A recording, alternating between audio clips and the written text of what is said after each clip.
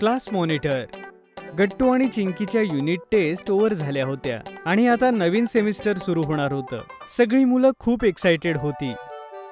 चिंकी, एकदाच्या परीक्षा संपल्या. आता काही दिवस आरामात राहू. कसा आराम करणार गट्टू? आता नवीन सेमिस्टरचा नवीन अभ्यास सुद्धा असणार ना? हो चिंकी, हे तू एकदम बरोबर बोलतेस. तसं तर मी रोज 8च्या तासाची वाट बघत असतो. तेवढ्यात वर्गात गट्टू चिंकीच्या क्लास टीचर येतात. सगळी मुलं शांत होतात. मुलांनो, परीक्षा कशा होत्या? खूप मस्त टीचर. Good, very good. तर मुलांनो, ह्याच बरोबर आता तुमचं नवीन सेमिस्टर सुरू होतंय आणि मी तुमच्या वर्गाचा नवीन मॉनिटर निवडणार आहे आणि तुमच्या नवीन मॉनिटरचं नाव मी तुम्हाला शेवटच्या तासाला सांगणार आहे. ओके? सगळी मुलं नवीन मॉनिटर कोण होणार याबद्दल चर्चा करू लागतात. तेवढ्यात टीचर सगळ्यांना शांत बसायला सांगतात आणि अटेंडन्स घेऊन निघून जातात. अगं चिंकी, मी तर शेवटच्या तासासाठी खूप एक्सायटेड आहे. आपल्या वर्गाचा नवीन मॉनिटर कोण होणार आहे माहित नाही, हो ना? हो गट्टू, कदाचित आपल्यापैकीच कोणीतरी एक नवीन मॉनिटर होईल. हो, पण आता हे सगळं सोडा. चला, तुम्ही आता सोशल सायन्सचा अभ्यास काढा. पुढचा तास सोशल सायन्सचा आहे. तेवढ्यात तिथे सोशल सायन्सच्या मॅडम येतात आणि क्लास सुरू होतो. तेव्हा क्लास झाल्यानंतर शेवटच्या तासाला टीचर नव्या मॉनिटरचं नाव अनाऊन्स करायला येतात. मुलांनो, तुमच्या नवीन मॉनिटरचं नाव आहे गट्टू. सगळी मुलं टाळ्या वाजवू लागतात. गट्टूच्या आनंदाला तर पारावर उरला नव्हता. अरे वा गट्टू, नवीन मॉनिटर तू आहेस. Congratulations Gattu. Thank you all of you. मला तर विश्वासच बसत नाहीये. गट्टू, आता वर्गाच्या मॉनिटरची सगळी कामं तुला करायची आहेत आणि जेव्हा कोणी शिक्षक वर्गात नसतील त्यावेळेस वर्ग तुला शांत ठेवायचा आहे. पण गट्टू खुश होण्याच्या नादात मॅडमच्या या बोलण्याकडे लक्ष देत नाही. आता तुम्हीही आमचे आवडते टॉयज ऑर्डर करू शकता www.puntunkids.com वरून. लिंक डिस्क्रिप्शन मध्ये आहे. घरी गेल्यावर डिनर घेताना गट्टू आईबाबांनाही आनंदाची बातमी सांगतो. अरे वा गट्टू, कॉंग्रॅच्युलेशन्स. मीही शाळेत असताना बऱ्याचदा मॉनिटर बनायचो. थँक्यू बाबा. आता उद्यापासून शाळेत खूप मजा येणार आहे. गट्टू आपलं जेवण करून पटकन झोपायला जातो. दुसऱ्या दिवशी शाळेत. मुलांनो, आज तुमच्या मॅथ्स टीचर आल्या नाहीयेत म्हणून तुमचा 3रा तास ऑफ असणार आहे. त्यावेळेस वर्गाचा मॉनिटर वर्ग शांत ठेवण्याचं काम करेल. ओके गट्टू? Okay ma'am. जसा 3rd पिरियड होतो, गट्टू वर्गासमोर हातात खडू घेऊन उभा राहतो. आता कोणीही गडबड करणार नाही. जो बोलेल त्याचं नाव मी फळ्यावर लिहिणार आहे. थोड्याच वेळात गट्टू आपला बेस्ट फ्रेंड बंटीला गुड्डीशी बोलताना पाहतो. अरे बंटी, तू का बोलतोयस? मी आत्ताच तुझं नाव फळ्यावर लिहीन. गट्टू, तू आपल्या बेस्ट फ्रेंडचं नाव लिहिणार? जर तू असं केलंस तर मला खूप वाईट वाटेल. गट्टू विचारात पडतो. थोडा विचार करून तो बंटीचं नाव तर लिहित नाही, पण तो गुड्डीचं नाव लिहितो. हे पाहून गुड्डीला राग येतो आणि इतकंच नाही तर गट्टू आपल्या मित्रांशी बोलतोही. आवाज ऐकून त्यांची क्लास टीचर वर्गात येते. अरे वर्गात कसला गोंधळ चालू आहे? आणि गट्टू, तू वर्ग शांत नाही ठेवलास? मॅम, मी तर सगळ्यांची नावंही लिहिली होती, पण ते... गट्टू काही बोलणार तेवढ्यात गुड्डी उभी राहून मॅडमला म्हणते, मॅम, गट्टूने त्याचा बेस्ट फ्रेंड बंटीचं नाव नाही लिहिलं आणि बाकी सगळ्यांचं लिहिलं आणि तोच वर्गामध्ये सगळ्यांशी गप्पा मारत होता. सगळेजण गुड्डीच्या हो मध्ये हो मिळवतात. हे ऐकून मॅमला खूप राग येतो आणि त्या गट्टूला रागावतात. गट्टू, मी तुला मॉनिटर अशासाठी केलं होतं की मला असं वाटतं की तू एक रिस्पॉन्सिबल मुलगा आहेस, पण असं काहीतरी करून मला चुकीचं ठरवलंस. आता तू वर्गाचा मॉनिटर नाहीयेस. उद्या मी नवीन मॉनिटर निवडणार. यावर गट्टूला खूप वाईट वाटतं. तो पूर्ण दिवस कोणाशी काहीच बोलत नाही आणि सुट्टीत देखील गट्टू आपल्या रूम मध्ये घरी जाऊन कोणाशीही काहीही बोलत नाही. हे पाहून आई काळजीमध्ये पडते. ह्या गट्टूला काय झालंय? चिंकी आईला सगळं सांगते. आई सगळं ऐकून गट्टूसाठी खायला घेऊन त्याच्या रूम मध्ये जाते. गट्टू बाळा, तू जेव्हापासून शाळेतून आलाय तुझ्या रूम मध्येच आहे. घे, खाऊन घे. गट्टू चुपचाप बसला होता. तेवढ्यात तो आईला मिठी मारतो आणि त्याला रडू येतं. आई, मॅडम मला सगळ्यांसमोर ओरडल्या म्हणून मला अजिबात चांगलं नाही वाटलं. अरे गट्टू बाळा, इट्स ओके, काही हरकत नाही. आई गट्टूला समजावू लागते. गट्टू बाळा, मॅडमनी तुला ही रिस्पॉन्सिबिलिटी अशासाठी दिली कारण त्यांना असं वाटलं की वर्गातील इतर मुलांपेक्षा जास्त रिस्पॉन्सिबल आहेस. पण नंतर जेव्हा तू मस्ती केली आणि तुझ्या बेस्ट फ्रेंडचं नाव फळ्यावर नाही लिहिलं, तर तू तुझी रिस्पॉन्सिबिलिटी पाळली नाहीस ना, आणि मॅडमचा विश्वासही तोडला. म्हणून तू तुझी चूक स्वीकारून मॅडमना सॉरी म्हटलं पाहिजे आणि त्यांच्याकडे अजून एक संधी मागितली पाहिजे. आणि त्याचबरोबर तू मॅडमना प्रॉमिस कर की असं परत होणार नाही.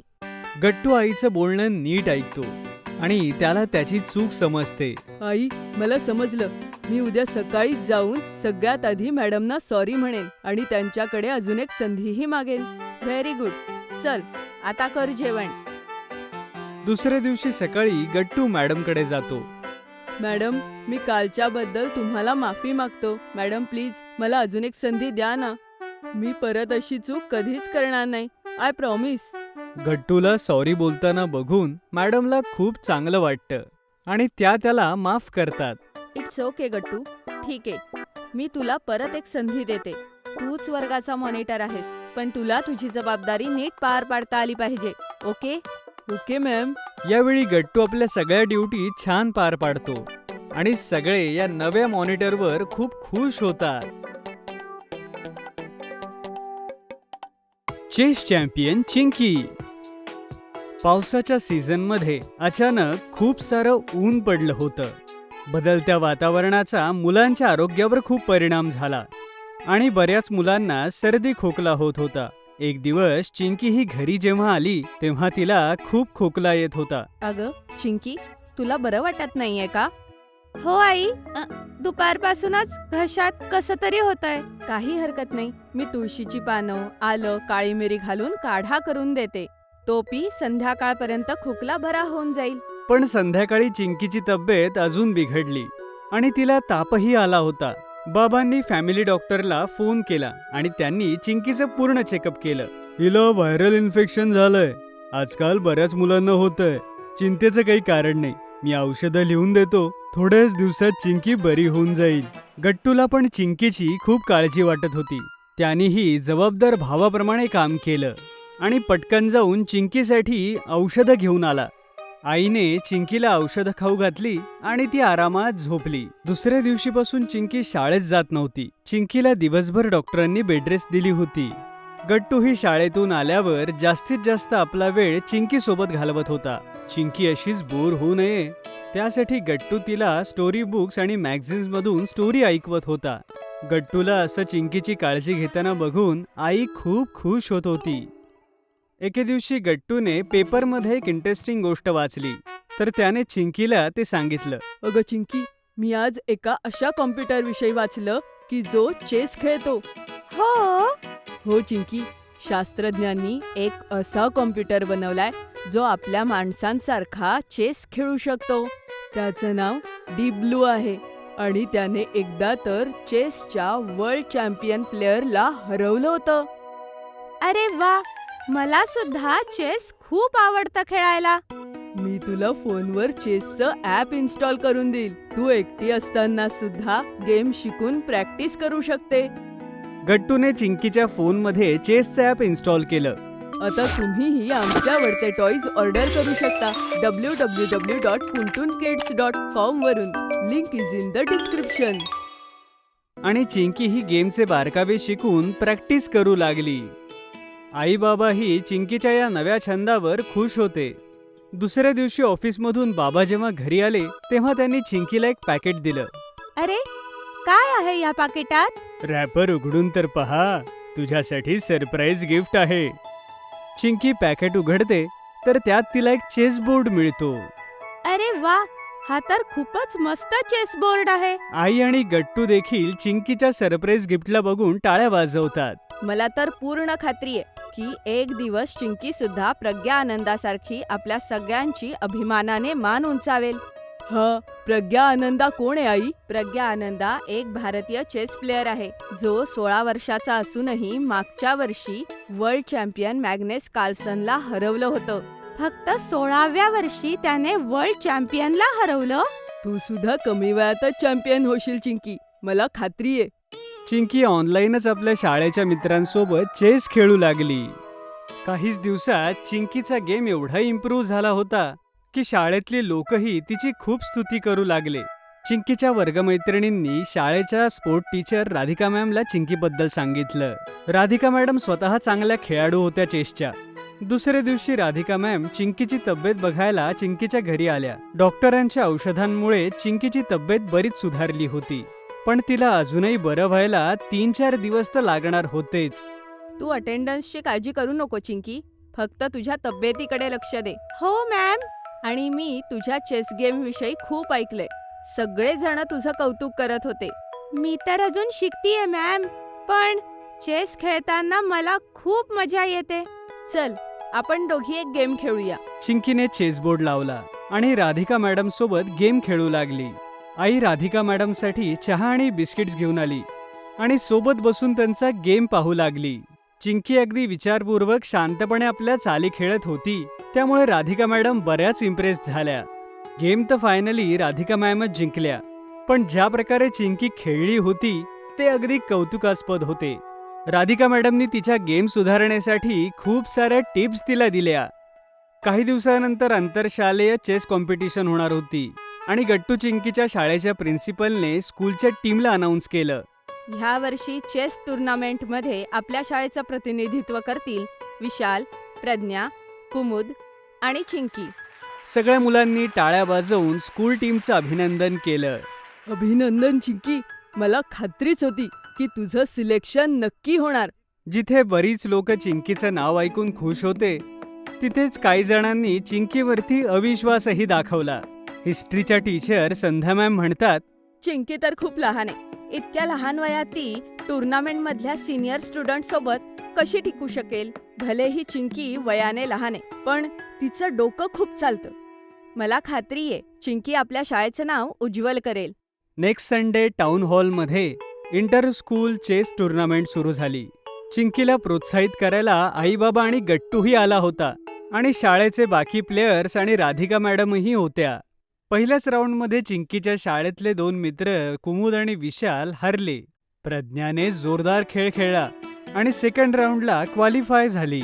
पण चिंकीची मॅच सेंट पॉल स्कूलच्या पीटर वेगस सोबत झाली, जो गेल्या वर्षीचा उपविजेता होता. पीटर ओव्हर कॉन्फिडन्समध्ये आपल्या मित्रांना म्हणाला, ही छोटी मुलगी तर माझ्यासमोर अर्धा तासही टिकणार नाही. त्याच्यासोबत उभे असलेली लोक चिंकीकडे पाहून हसू लागली. पण खेळ सुरू होताच चिंकीने असा घेर घातला की पीटर फसला. त्याने लक्षच दिलं नाही की चिंकीची क्वीन पीटरच्या हातात कशा प्रकारे येऊन एक खतरनाक जाळ विणत होती आणि 15 मिनिटातच पीटर चेकमेट झाला. दुसऱ्या राऊंडमध्ये सुद्धा चिंकीने आपल्या स्पर्धकाला हरवून जेव्हा सेमीफायनलमध्ये गेली, तेव्हा टुर्नामेंटमध्ये तिच्या नावाची चर्चा होऊ लागली. दुसरीकडे चिंकीच्या शाळेची दुसरी प्लेयर प्रज्ञा आपली मॅच हारली. आता मेडल जिंकण्याची सगळी जबाबदारी चिंकीच्या खांद्यावर आली. चिंकीची सेमीफायनल रुबिना बरोबर होती, जी चिंकीप्रमाणे पहिल्यांदाच या टुर्नामेंटमध्ये सहभागी झाली होती. पण तिच्या अटॅकिंग मूव्हची खूप चर्चा होती. मॅचच्या आधी राधिका मॅडम चिंकीला समजावताना म्हणतात, चिंकी, ह्या रुबिना नावाच्या मुलीचा अटॅकिंग गेम खूप डेंजरस आहे. मॅम, मी सिसिलियन डिफेन्स स्ट्रॅटेजीने गेम सुरू करेन. बघू रुबिनामध्ये किती पेशन्स आहेत. खेळ सुरू झाला आणि रुबिनाने एकापेक्षा एक अटॅकिंग मूव्ज बनवल्या. पण चिंकीचं अँटिसिपेशन खूप शार्प होतं. तिने ज्या प्रकारे आपला सिसिलियन डिफेन्स तयार केला होता, त्याने रुबिनाचं धैर्य तुटू लागलं. रुबिनाने अचानक चुका करायला सुरुवात केली आणि त्याचाच फायदा घेत चिंकीने रुबिनाचा किल्ला उद्ध्वस्त केला. प्रत्येकजण चकित होतं की कसं काय चिंकीने एवढ्या शांततेत रुबिनाला हरवलं. शेवटी फायनल गेम सुरू झाला आणि यावेळी चिंकीच्या समोर होती शनाया वर्मा, लास्ट इयरची चॅम्पियन. ती केवळ चिंकीपेक्षा 4 वर्षांनी मोठी होती, परंतु गेल्या 2 वर्षांपासून सलग ती गोल्ड मेडल जिंकत होती. चिंकीला शनायाच्या स्ट्रॅटेजीज काही समजत नव्हत्या आणि हळूहळू शनायाने गेमवर मजबूत पकड बनवली. तिने दोन्ही चिंकीचे नाईट आणि शोब उडवले, जिथे चिंकी मात्र फक्त शनायाच्या 3 पाऊंड्सचं नुकसान करू शकली. गेम हळूहळू शनायाकडे जातोय हे पाहून गट्टू बाबा आणि आईच्या कपाळावर आठ्या पडू लागल्या. पण तेवढ्यात राधिका मॅडम म्हणाल्या, चिंकीची चाल हाय रिस्क असणारी आहे आणि तिने जर काम केलं तर तिचं लक्ष सरळ शनायाच्या राजावर असेल. खरं तर ही चाल चिंकीला राधिका मॅडमनीच शिकवली होती आणि त्यांचा अंदाज बरोबर खरा ठरला. चिंकीने थोड्याच वेळात शनायाच्या क्वीनला उडवलं. शनायाचा पूर्ण गेम तिच्या क्वीनवरतीच होता आणि चिंकीच्या या चालीनंतर ती एकदम कोलमडली. चिंकीने काहीच वेळात शनायाला चेकमेट केलं. दुसरीकडे टाउन हॉल सगळ्या टाळ्यांनी दुमदुमून गेला. चीफ गेस्टने चिंकीला गोल्ड मेडल घातलं आणि हे पाहून आई, बाबा, गट्टू आणि राधिका मॅडम खूप खुश झाले. आणि आता तर चिंकी राज्यस्तरीय ज्युनियर चेस चॅम्पियनसाठी पात्र ठरलीये. खूप मस्त चिंकी, तुझे आजारपणाचे दिवस सुद्धा एक नवीन स्किल शिकण्यात घालवलेस आणि त्याचमुळे आज तू चॅम्पियन झालीस. We are proud of you Chinki. Sandwich. Gattu Chinki बरीच हुशार मुलं आहेत. त्यासोबतच गट्टू आणि चिंकीला चटपटीत पदार्थ खायला फार मजा येते. अशा प्रकारे शाळेत मुलांसाठी एक कुकिंग क्लास अरेंज केला. Good morning students. सगळ्यात आधी मला हे जाणून घ्यायचंय की तुम्ही सगळ्यांनी डब्यात काय काय आणलंय. सगळ्या मुलांनी आपापले टिफिन उघडून टेबलवर ठेवले आणि टीचर एक एक करून टिफिन पाहू लागल्या. सगळ्या मुलांच्या डब्यात खूप छान पदार्थ होते. वा, डबे बघून तर माझ्या तोंडाला पाणी सुटलंय. पण आता जे मी तुम्हाला शिकवणार आहे मला माहितीये ते सगळ्यांना आवडेल आणि बनवायला सुद्धा सोपं आहे. हे तुम्ही स्वतः बनवून तुमच्या आईबाबांना इम्प्रेस करू शकता. खरंच? मग तर खूप मजा येईल. तुम्ही आम्हाला काय शिकवणार आहात? मुलांनो, आज मी तुम्हाला सँडविच कसं बनवतात ते दाखवणार आहे. त्यासाठी लागणारं सगळं सामान इथे आलेलं आहे. मुलांनो, वाटलं तर यासाठी लागणारं सगळं सामान तुम्ही लिहून घ्या, म्हणजे घरी करताना काही प्रॉब्लेम येणार नाही. ठीक आहे? अशा प्रकारे कुकिंग टीचरने सँडविचसाठी लागणारे सगळे पदार्थ टेबलवर एक एक करून मांडले. तर मुलांनो, आपण घेतलाय ब्रेड, सिमला मिरची, टमॅटो, काकडी, बीट, पत्ताकोबी, टमॅटो सॉस आणि चवीनुसार मीठ. बाई, कदाचित तुम्ही एक गोष्ट सांगायला विसरलात. चीजमुळे सँडविच अजून जास्त चवदार होईल. नाही गट्टू, सँडविचमध्ये चीज नाही टाकणार. हे एक हेल्दी सँडविच बनेल. आणि हो, तुम्ही सगळ्यांनी चीज बटर सारख्या गोष्टी कमी खायला हव्या. आणि बघाच, हे सँडविच हेल्दी पण आहे आणि टेस्टी सुद्धा. तर चला, मी शिकवते. अशा प्रकारे कुकिंग टीचरने ब्रेड आपल्या हातावर घेतला. त्यावर सॉस लावून वरती सगळ्या भाज्यांनी सजवलं. या दरम्यान चिंकीनं मॅडमनी सांगितलेली रेसिपी वहीत लिहून घेतली. कुकिंग टीचरनी वरून हळूच थोडंसं मीठ टाकून सँडविच तयार केलं. मुलांनो, अशा प्रकारे सँडविच तयार. मला खात्री आहे तुम्ही सगळ्यांनी याची रेसिपी नक्की लिहिली असेल. आणि हो, घरी गेल्यावर ट्राय नक्की करायचं. अशा प्रकारे शाळेत कुकिंग पिरियड संपला आणि आजचा शाळेचा दिवसही संपला. गट्टू आणि चिंकी घरी पोहोचले तेव्हा आई आणि बाबा फोनवर बोलत होते. थँक्यू सो मच ताई. हो, आमच्या लग्नाला 13 वर्ष पूर्ण झाली. खूप खूप धन्यवाद. घे, ह्यांच्याशी बोल. आईने फोन बाबांना दिला. गट्टू चिंकीनं आईचं बोलणं ऐकलं. त्यांनी पाहिलं की बाबाही आनंदाने आभार मानतात. खूप खूप थँक्यू दीदी. हो, नक्की या घरी. हा, ठेवतो, बाय. बाबा, आज काय तुम्ही सगळ्यांना थँक्यू का म्हणताय? हो आई, तुमच्या दोघांपैकी कोणाचा वाढदिवस आहे? बाळा, कोणाचा वाढदिवस नाही, आमच्या लग्नाचा वाढदिवस आहे. आजच्या दिवशी आमचं लग्न झालं होतं. हॅपी अॅनिव्हर्सरी आई बाबा. गट्टू आणि चिंकीने एकमेकांकडे पाहिलं आणि गट्टू चिंकीनं सोबतच चुटकी वाजवली आणि मनातल्या मनातच ठरवलं की ते आईबाबांना सँडविच बनवून सरप्राईज देतील. तर चल पिंकी, आपण आईला सरप्राईज देऊ आणि एक मस्त सँडविच बनवू. मग काय होतं, गट्टू आणि चिंकीनं सँडविच बनवण्यासाठी आपली कंबर कसली. गट्टू आणि चिंकी दोघांनीही ॲप्रन्स घातले.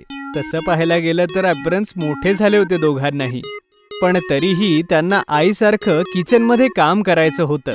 अच्छा, तर आपल्याला सँडविच बनवण्यासाठी ज्या गोष्टी हव्यात त्या सगळ्या आपण किचन टेबलवर आणून ठेवू, म्हणजे आपल्याला बनवायला सोपं जाईल.